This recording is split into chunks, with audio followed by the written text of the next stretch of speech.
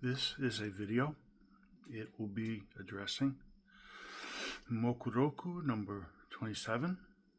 We will be starting with a hypothetical question regarding the knife, moving on to how that ties into distances, timing, and an understanding thereof, and eventually going into where we start to look at particular points on the Chinese medicine, where we have looked at the system as a whole. We have looked at the divisions, we have looked at meridians, we have looked at all the aspects to the point where now we can start to look at points, which will culminate when we actually look at combinations of points. Okay, with that said, let's get started.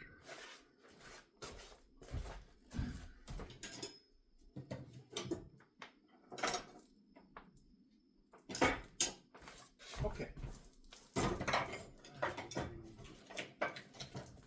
Short and sweet, okay?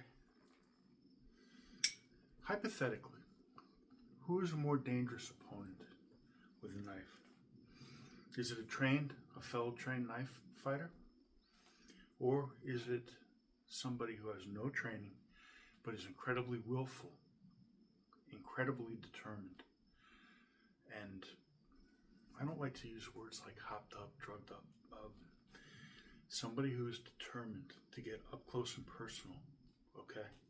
And to cut your ass open, okay? I mean, to just, killing takes a variety of forms, and knife fighting is very intimate and a very, I don't know how to put this, but I mean, we're dealing with really getting into a situation where blood, guts, you have to be very up close and personal. You have to be very determined, and it gives this type of killing a very particular a set of particular characteristics. Okay, so with that said, when you're fighting a trained knife fighter, they come usually with some style, okay?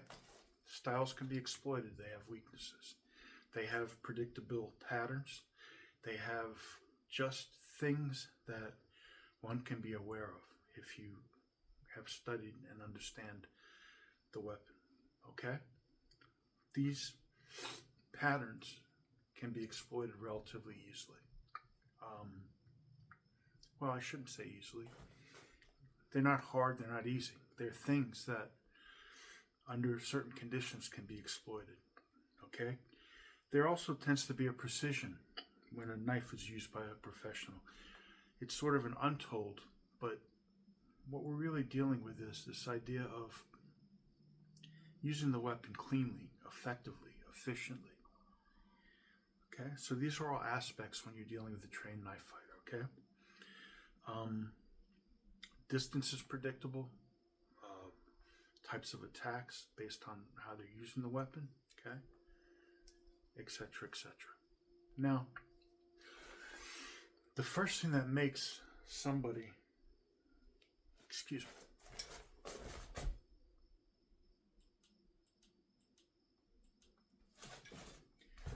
me, who is not a trained knife fighter so dangerous is their unpredictable nature, okay? So, when you're dealing with somebody who is really just using the weapon with no patterns, okay, with no particular responses, reactions, okay, and a person who their strikes will be all over the place, okay? If I am fighting somebody with a knife who knows how to use a knife, generally things will proceed along the most efficient paths to generate force with the blade, okay?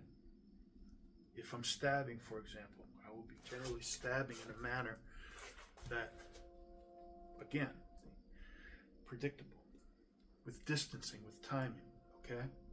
This doesn't have much range, okay? Unless a person does something crazy.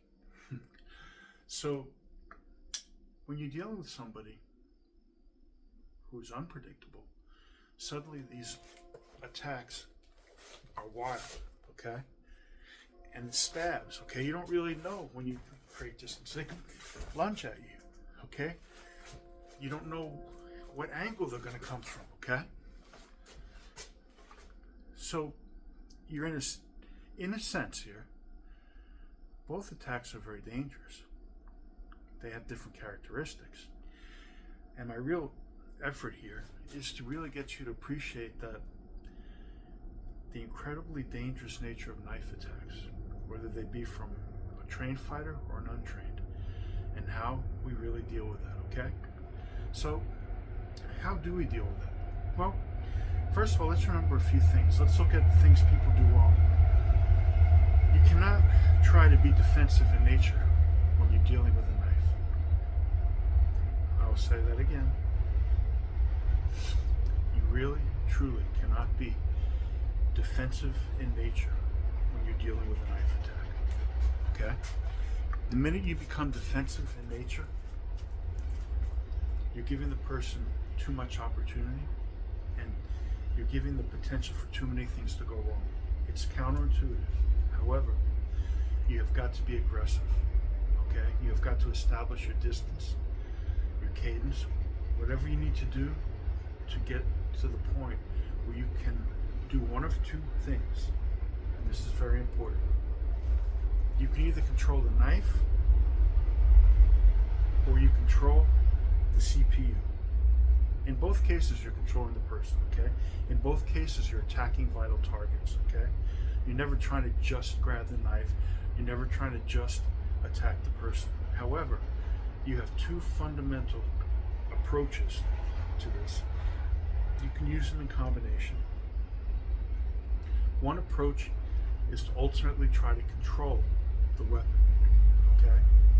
To get to a point where you've hit something aggressively enough that you can now control a person through the weapon. Why? Because their focus is on the weapon. Let's be clear here, okay? I'm not talking about trying to grab a knife, control a knife, where the person can do other things. What I'm talking about is controlling what the person's focus is on. In this case, it's single-mindedly on trying to destroy you, okay? And it could be with more than one knife, obviously.